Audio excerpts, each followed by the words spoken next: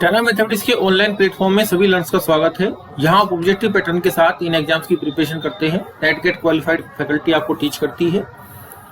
Shortcut technique के साथ आप लेक्चर कोर्स करना चाहते हैं टेट सीरीज के साथ तो इस नंबर पर कॉन्टेक्ट या व्हाट्सएप कर सकते हैं।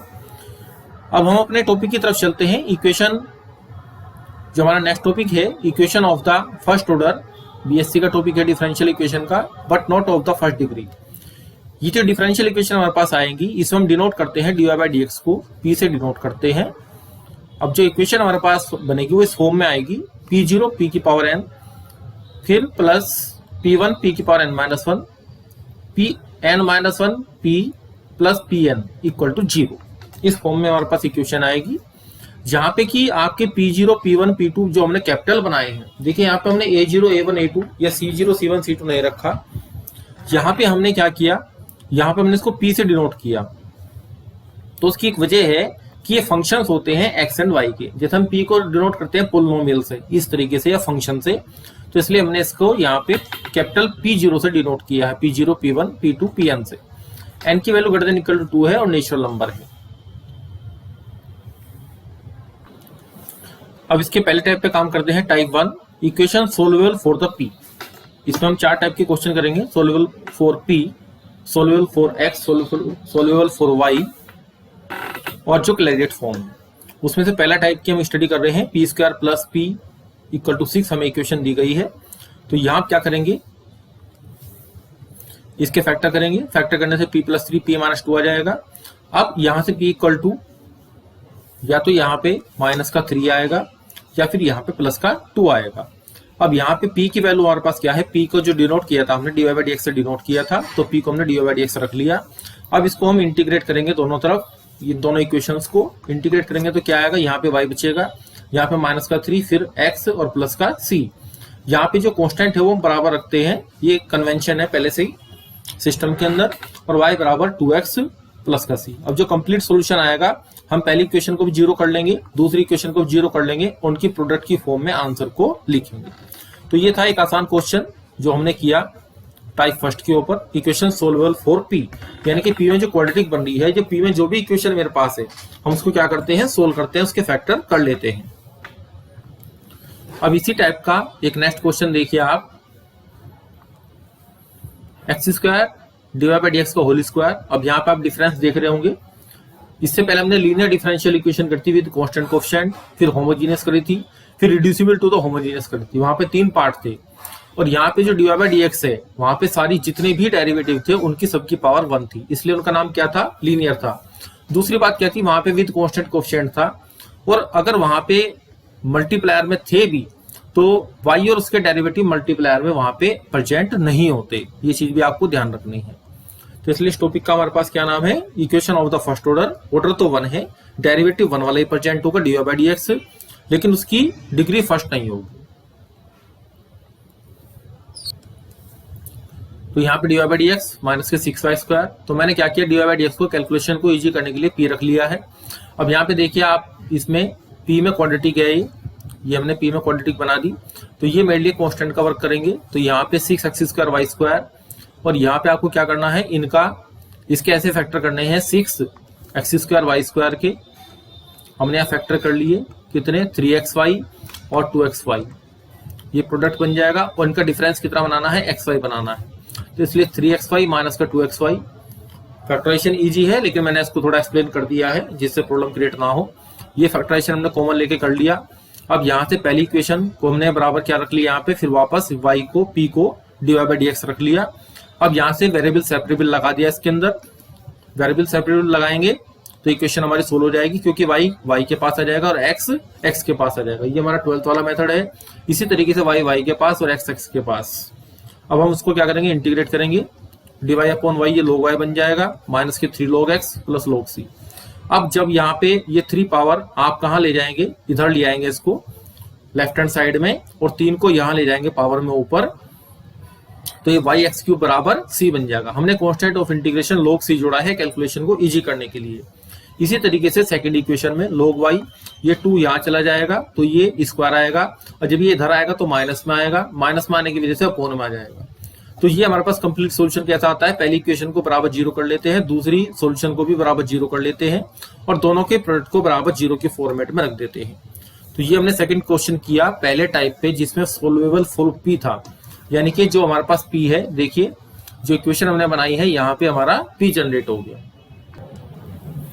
अब देखिए टाइप सेकंड पे काम करते हैं, इक्वेशन सोल्वेबल फॉर वाई। इससे पहले हमने टाइप 1 किया था इक्वेशन सोल्वेबल फॉर पी। यहाँ पे जो हमारे पास डिफरेंशियल इक्वेशन होती है उसको हम y इक्वल टू एक फंक्शन के फॉर्मेट में लिख देते हैं जो कि x और p के फॉर्मेट में आ जाता है। अब इसको डिफरेंशिएट करते हैं विद रिस्पेक्ट टू x और एक इक्वेशन बन जाती है p में, उसको सोल्व आउट करते हैं। अब इसकी एक स्पेशल फॉर्म है जिसको बोलते हैं क्लेरियट फॉर्म, जिसके ऊपर अधिकांश क्वेश्चन आपके एग्जाम में आते हैं। अगर y equal to P x plus f of p है, फंक्शन ऑफ p है कोई भी, तो हम क्या करते हैं, जो प्रोसेस हमने आपको ऊपर बताया है कि इसको डिफरेंशिएट करेंगे तो डिवाइड बाय dx, और यहाँ पे px में दो फंक्शन का प्रोडक्ट लगेगा, p इंटू एक्स का derivative 1 plus x into p का डेरिवेटिव dp बाई dx और प्लस f का डेरिवेटिव p के respective dp by f dash p और फिर p का डेरिवेटिव dp बाई dx।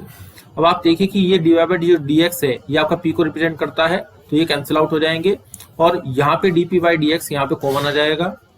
तो ये ब्रैकेट हमारा कंटेन नहीं करता है dp अपॉन dx को, तो इसको हम लीव आउट करेंगे, इसको छोड़ देंगे और dp अपॉन dx को सोल्व करेंगे तो p को क्या होना पड़ेगा, कांस्टेंट होना पड़ेगा। अब इक्वेशन नंबर 1 जो हमने ऊपर बनाई थी, जो हमारे पास गिवन इक्वेशन थी, और इक्वेशन नंबर 2 आपके पास ये आ गई। अब इन दोनों में से क्या करते हैं, p को एलिमिनेट करते हैं, तो इक्वेशन हमारे पास क्या आ गई, y equal to P C plus F सी।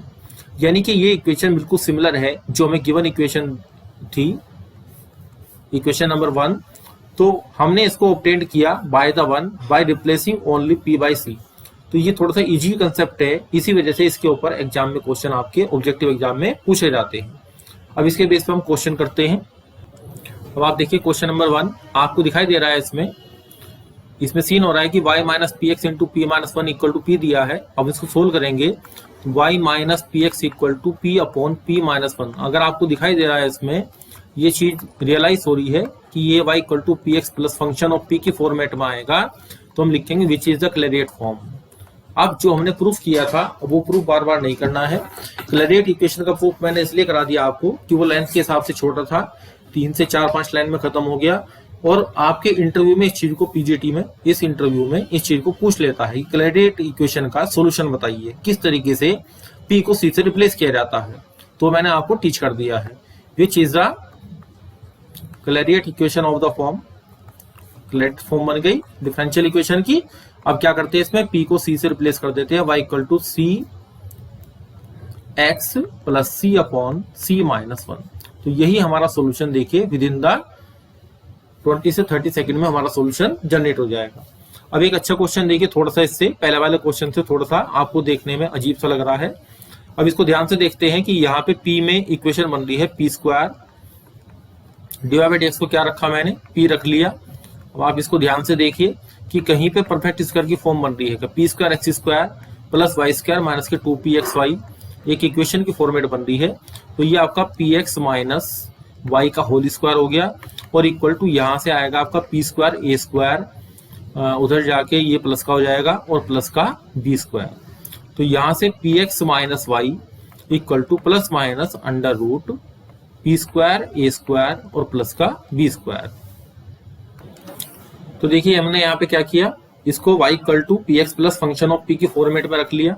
इस इक्वेशन को ध्यान से देखिए, y equal to function of p आ गया हमारे पास, क्योंकि ए और बी कांस्टेंट है, तो यहाँ पे ए और बी से हमें डिस्टर्ब नहीं होना है। तो y इक्वल टू हम क्या करते हैं, p को c से रिप्लेस कर देते हैं, क्लेरियट फॉर्म बन गई हमारे पास। तो यहाँ पे c कर दिया, यहाँ पे c कर दिया। अब यहाँ पे प्लस माइनस आ रहा है, तो हमने क्या किया, y माइनस सी एक्स करके और इसके squaring on the both side कर दिया। तो ये हमारे पास क्या आ गया, सोल्यूशन इस फॉर्म में भी आ जाता है एग्जाम में, और सोल्यूशन इस फॉर्म में भी आ जाता है, दोनों फॉर्म में आ सकता है। अब एक थर्ड टाइप के क्वेश्चन पे काम करते हैं जो आपके एग्जाम में पूछा जा सकता है, हालांकि थोड़ा सा लेंथी है लेकिन फिर भी हम इस क्वेश्चन को सोल्व करेंगे। यहाँ पे y इक्वल टू ये फंक्शन ऑफ आपको दिखाई दे रहा है, आपको पता लग रहा है इसमें कि ये फंक्शन बन रहा है किसका, p और x का है। तो हम क्या करेंगे, सोल्वेबल फॉर y करेंगे, और सोल्वेबल फॉर y के लिए हम क्या करना पड़ता है, डिफरेंशिएट करना पड़ता है। तो डिवाइड बाय dx अब यहाँ पे 2 का प्रोडक्ट लग जाएगा। देखिए क्लैरियट फॉर्म में इसमें क्या अंतर है कि यहाँ पे खाली px ना होके, इक्वेशन के अंदर खाली p ना होके यहाँ पे 2px है, इसलिए हमें इसको डिफरेंशिएट ही करना पड़ेगा। इसलिए 2 क्वेश्चन मैंने आपको ऊपर जो कराए हैं वो डिफरेंट टाइप के थे, ये बिल्कुल डिफरेंट टाइप का है।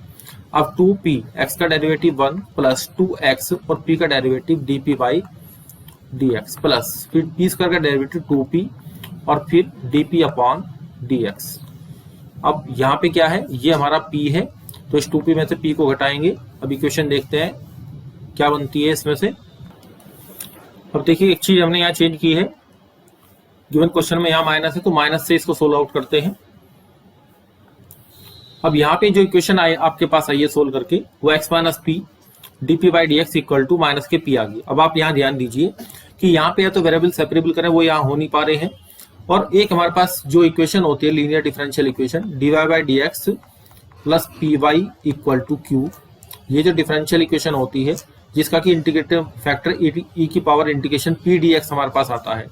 तो इस इक्वेशन को लर्न करने का तरीका क्या है कि अगर देखिए ऊपर के y के साथ y आ रहा है और नीचे x p से और q से कनेक्ट होता है, इसी तरीके से एक इक्वेशन हमारे पास होती है कि यहाँ पे x के साथ x आ रहा है और y और p और q y के फंक्शन है, तो ये y से कनेक्ट हो रहा है। इसी तरीके से आप यहाँ देखिए कि जब हमें इस तरह की कंडीशन यहाँ नहीं मिल रही है, ये x यहाँ मल्टीप्लाई में आ रहा है, देखिए यहाँ पे x मल्टीप्लाई में या y कहीं मल्टीप्लाई में नहीं है, dp dy अपॉन dx के या फिर dx अपॉन dy के। तो यहाँ थोड़ा सा इसको जज करना थोड़ा सा अलग काम है, तो हम क्या करेंगे, इसको इधर ले जाएंगे और यहाँ से इसको dx अपॉन dy फिर p से डिवाइड करके इस इक्वेशन को dx upon dp plus 2 upon p और इंटू x इक्वल टू 2। अब आप देखिए कि x के साथ x आ रहा है और ये p वाले जो हमारे पास है p में, ये भी फंक्शन p का है और यहाँ इसको 2p की पावर 0 लिख सकते हैं, तो ये p के फंक्शन आ गए। तो ये हमारे पास लीनियर डिफरेंशियल इक्वेशन बन गई, विच is the linear differential equation. Paper में इस तरह के क्वेश्चन हालांकि नहीं पूछे जाते, और अगर पूछे भी जाते हैं तो इक्वेशन आपको एग्जाम में इन क्वेश्चंस को सोल्व नहीं करना होता। तो आप ये चीज पहले ही जज कर लीजिए कि हमारे पास क्लैरियट फॉर्म आ रही है या फिर सोल्वेबल फॉर वाई की कोई और कंडीशन दी है। तो ऐसे क्वेश्चन एग्जामिनर देता है कि आप क्वेश्चन में आपको आते हैं, आप टाइम लगाओ और थोड़ा सा आपका टाइम कंजप्शन हो तो number of questions come attempt कर पाए बच्चा, कोई भी कैंडिडेट है। तो इसलिए डिफरेंशियल इक्वेशन हमारे पास आ गई है। अब इसको सोल्व आउट करते हैं। सबसे पहले क्या निकालना पड़ता है, इसका इंटीग्रेटिंग फैक्टर निकालना पड़ता है, e की पावर इंटीग्रेशन। अब आप देखिए कि यहाँ पे क्या होता है, e की पावर इंटीग्रेशन, यहाँ पे p dx होता है हमारे पास, यहाँ पे आपके पास यहाँ पे p dy होता है और यहाँ पे इंटीग्रेशन p dx होता है। तो जो भी हमारे पास नीचे है तो e की पावर यहाँ पे p, जो p कैपिटल p है वो 2 अपॉन p आएगा, और यहाँ पे कंडीशन क्या रहेगी, ये आपका p आएगा। जो भी हमारे पास नीचे होता है, जो हमारे पास ये वेरिएबल है जिसके रिस्पेक्ट में डिफरेंशिएट कर रहे हैं आप, वही यहाँ पे आता है। अब e की पावर यहाँ पे इसको 2 को बाहर ले लेंगे और ये आपका log p बन जाएगा, और इस 2 पावर को आप ऊपर ले जाएंगे तो ये इंटीग्रेटिंग फैक्टर आपके पास p स्क्वायर आ जाएगा। ये आपका p स्क्वायर आ गया। अब सॉल्यूशन कैसे निकालते हैं आप, y इंटू, यहाँ पे सॉल्यूशन कैसे निकलता है, y इंटू इंटीग्रेटिंग फैक्टर बराबर integration q into integrating factor dx plus में। इसी तरीके से हम यहाँ करते हैं। अब जो y मेरे पास है, अब आप ध्यान रखिए इसमें कि सॉल्यूशन कैसे लिखा जाएगा। तो देखिए इक्वेशन ऐसे लिखी जाएगी, x इंटू इंटीग्रेटिंग फैक्टर जो हमारे पास ऊपर है उसकी फॉर्म में लिखा जाता है। अगर y ऊपर है तो y इंटू इंटीग्रेटिंग फैक्टर और ऊपर x है तो x इंटू इंटीग्रेटिंग फैक्टर बराबर इंटीग्रेशन q मेरे पास कितना है 2 इंटीग्रेटिंग फैक्टर, और p जिसके रेस्पेक्ट में हम क्या कर रहे हैं, डिफरेंशिएट कर रहे हैं, वो लिखा जाएगा। तो x इंटू पी का स्क्वायर इक्वल टू 2 बाहर आ जाएगा, और ये आपका p स्क्वायर dp और प्लस का c।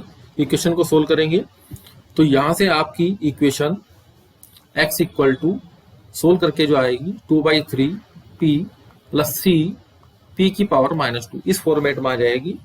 अब ये जो x की वैल्यू हमारे पास आई है, इस x की वैल्यू का आप इक्वेशन नंबर 1 में रखेंगे, जो इक्वेशन नंबर 1 हमारे पास ये है।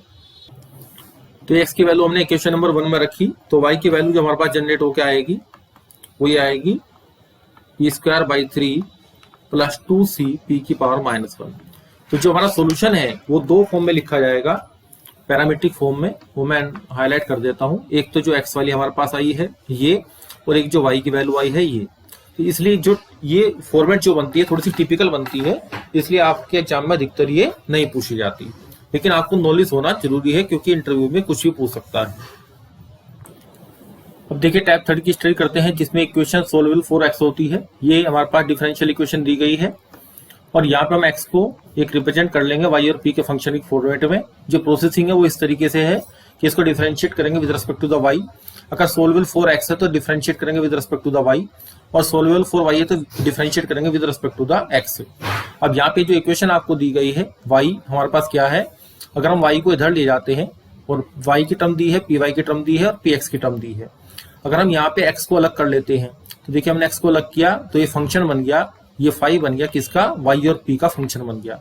तो सबसे पहले इक्वेशन को जब हम देखते हैं तो हम ये हमें जज करना है कि हम इसको किस किस को सेपरेट कर पाते हैं। देखिए वाई की दो टर्म्स हैं तो इसका मतलब सीधा है कि वाई की टर्म्स को आप एक तरफ ले जाएं और एक्स की वैल्यू फाइंड आउट कर लें। इसी तरीके से सोल्वेबल फॉर वाई के लिए भी करेंगे। अब डिफरेंशिएट करेंगे with respect to the y. देखिए डिफरेंशिएट करने के बाद क्या आएगा, यहाँ पे एक्स का डेरिवेटिव dx अपॉन dy आएगा, फिर यहाँ पे y अपॉन 2p। देखिए हम with respect to the y कर रहे हैं तो y अपॉन 2p में ये हमारे पास दो फंक्शन हो गए, एक y और इंटू 1 अपॉन 2p। तो y का डेरिवेटिव 1 रखा, इसको एट इज रखा, फिर प्लस यहाँ पे y बाई 2 को हमने अलग कर लिया और p का डेरिवेटिव 1 अपॉन p का derivative minus 1 upon p square और p का डेरिवेटिव dp अपॉन dy। इसी तरीके से यहाँ पे वाई स्क्वायर पी स्क्वायर दो फंक्शन के प्रोडक्ट का फॉर्मूला हमने यहाँ पे ऑपरेट कर दिया। आप भी करके देख सकते हैं। इसमें क्या करेंगे, जहां पे dx अपॉन dy आ रहा है इसको आप क्या करेंगे 1 अपॉन p लिखेंगे, उसके बाद थोड़ा सा फैक्टराइज करेंगे। फैक्टराइज करने के बाद ये इक्वेशन डेवलप हो जाती है। वो सब चीजें मैंने यहाँ पे नहीं दिखाई, आप करके देख सकते हैं। एग्जाम में इतना बड़ा क्वेश्चन नहीं आता, क्लियरेट फॉर्म का क्वेश्चन आता अधिकतर, लेकिन फिर भी आपको पता होना चाहिए कि क्वेश्चन किस प्रकार से होता है। अब यहाँ पे इस वाली इक्वेशन के अंदर dp अपॉन dy इन्वॉल्व नहीं है तो इसलिए इसको लीव आउट करेंगे, इस इक्वेशन को ले लेंगे। और ये डिफरेंशियल इक्वेशन आपके पास क्या बन रही है, वेरिएबल सेपरेबल बन रहा है। इनको अलग कर लिया हमने और यहाँ से p और y में और c में कंडीशन बन गई। अब इक्वेशन नंबर 1 जो ऊपर लिखी हुई है और इक्वेशन नंबर 2 में जो हमने क्या निकाला है, p की वैल्यू निकाली, तो p को एलिमिनेट कर लेते हैं। प्रोसेसिंग क्या है कि यहाँ से डिफरेंशिएट करने के बाद जो इक्वेशन हमारे पास आएंगे सोल्व करने के बाद उसमें एलिमिनेट करेंगे, किसको, p को एलिमिनेट कर लेंगे। तो इक्वेशन हमारे पास जो आई वाई स्क्वायर बराबर 2cx प्लस सी स्क्वायर। ये एलिमिनेशन भी मैंने आपको सीधा दिखा दिया है, तो आप चाहे तो इसको सोल्व करके देख लें कि इस तरह की इक्वेशन बनती है। बाकी और जो क्वेश्चन है इनके ऊपर वो आप अपने बुक से भी कर सकते हैं, बीएससी की बुक से, या जो प्रीवियस ईयर आए हुए क्वेश्चन है उनको भी ट्राई कर सकते हैं। सबसे बड़ी बात क्या है कि आपको क्वेश्चन की पहचान होनी चाहिए कि ये किस फॉर्मेट में जा रहा है। आप जो उसके ऊपर अपने एफर्ट्स लगाएंगे तो आपको पहले पता होना चाहिए कि ये आपका 1 मिनट का क्वेश्चन है, आधे मिनट का क्वेश्चन है, 20 सेकंड में होगा या 3 मिनट तक जाएगा। अगर आपने पेपर में जज नहीं किया, खासकर डिफरेंशियल इक्वेशन में, तो आप पेपर में लग जाएंगे और एक क्वेश्चन के चक्कर में कम से कम 3 से 4 क्वेश्चन का नुकसान हम कर लेते हैं। तो ये बात विशेष रूप से, मतलब मैंने आपको ये सब चीजें सोल्व करके बता सकता था, ऐसे ही लिख के बता सकता था कि यहाँ पे ये फॉर्म आएगी, ऐसे इसको डिफरेंशिएट करते हैं फिर एलिमिनेट कर लेते हैं। लेकिन मैंने आपको क्वेश्चन जो सोल्व करके दिखाया उसका उद्देश्य मेरा यही है कि आपको ये पता लगे कि प्रोसेसिंग में कितना टाइम लग रहा है, इस सारे काम को करने में मुझे कितना टाइम लगेगा। मैं उसी के हिसाब से अपनी स्पीड जज करूंगा ना, और उसी के हिसाब से मैं क्वेश्चन अटेम्प्ट करूंगा। तो आधा पेपर तभी हल हो जाता है जब आप ये समझ लेते हैं कि कौन से क्वेश्चन को आपको पिक करना है और कौन से को नहीं करना है। गलत क्वेश्चन को हाथ नहीं, गलत का मतलब जिस क्वेश्चन में टाइम ज्यादा लग रहा है वो हमारे हिसाब से गलत ही है, पेपर के हिसाब से, पेपर में मैक्सिमम अटेम्प्ट करने के हिसाब से। आपको कितनी ही नॉलेज है, अगर आपने गलत क्वेश्चन को पिक किया तो आप मैक्सिमम टाइम उसको, एक क्वेश्चन के चक्कर में 4 क्वेश्चन आगे आसान वाले खराब हो जाएंगे। और कई बार तो ये भी होता है कि कैंडिडेट ये कहते हैं आके कि हमारा पेपर भी पूरा पढ़ नहीं पाए पूरा का, लास्ट के हमारे 20 क्वेश्चन रह गए, उसमें आसान क्वेश्चन थे, 10 क्वेश्चन और हो जाते। तो भाई ये कंडीशन जो डेवलप होती है इसको आप रिमूव करने की कोशिश करें। इसलिए हमने अपने सभी लेक्चर्स के अंदर आपको शॉर्टकट टेक्निक भी सिखाई, आपको लेक्चर में थ्योरी भी पढ़ाई, थ्योरी के साथ बड़ा क्वेश्चन भी कराया, छोटा क्वेश्चन भी कराया, जिससे आपको लेंथ का अंदाजा हो। मतलब मेरे हिसाब से तो आधा पेपर वहीं सोल्व हो जाता है जहां आपको क्वेश्चन की लेंथ का अंदाजा होता है। ये काम होता है 10 सेकंड का। बार बार अनाउंस करते हैं लेक्चर के अंदर कि 10 सेकंड बहुत कीमती है जो शुरू में क्वेश्चन को पढ़ने में कंज्यूम होती है। वहीं ये जज हो जाता है कि ये क्वेश्चन मुझे करना है या नहीं करना है। अगर मैं 1 मिनट से पहले उसको खत्म कर देता हूँ किसी भी ऑब्जेक्टिव एग्जाम के अंदर, जो कि आपके इस पैटर्न के होते हैं, टीजीटी पीटी के, नेट गेट के तो पैटर्न की बात अलग है, वहां पे क्वेश्चन के लिए 3 से 5 मिनट मिलती है, वो एक अलग चीज है। वहां इस तरह के क्वेश्चन हम पिक करते हैं, वहां कोई प्रॉब्लम नहीं है। वहां पे भी अलग लेंथ के जो क्वेश्चन है 3 मिनट से ज्यादा के क्वेश्चन है उनका अंदाजा किया जाता है। लेकिन आप प्रिपरेशन करते हैं टीजीटी पीटी के एग्जाम की, आईआईटी जैम के एग्जाम की, तो यहाँ पे 1 से 2 मिनट में आपका क्वेश्चन हो जाना चाहिए। मतलब टीजीटी पीटी में 1 मिनट में और आईआईटी जैम में आपका 2 मिनट में, और नेट और गेट में 3 से 5 मिनट में, बस इतना होता है। तो आपको 1 मिनट के हिसाब से करना है जो आप प्रिपरेशन कर रहे हैं टीजीटी पीटी की। तो ये सब चीजें आई थिंक मैं समझता हूँ कि आपको समझ में आ गई होंगी बहुत अच्छे तरीके से। अब जो हमने आपको स्टडी कराई है, 3 टाइप की स्टडी करा दी है। अब जो 4th टाइप आपकी बुक में मिलता है, टाइप 4, वो इक्वेशंस होती है। Type 4 equation reducible to the Clairaut form. तो देखिए पहले हम रिड्यूस करेंगे, फिर क्लैरियट फॉर्म से उसको सोल्व करेंगे। तो वहां पे जो आपका क्वेश्चन बनेगा वहां पे डिफिकल्टी लेवल थोड़ा सा बढ़ जाता है। तो उस फॉर्म को हम यहाँ पे आपको नहीं करा रहे हैं, उसकी आवश्यकता नहीं है। आपके 1 मिनट के एग्जाम वाले क्वेश्चन में उस तरह का क्वेश्चन आपका नहीं डेवलप होता है। तो आज का लेक्चर आपका यहीं पे समाप्त होता है। ये चैप्टर आपका equation of the first order but not of the first degree, ये यहीं पे समाप्त होता है। थैंक्स।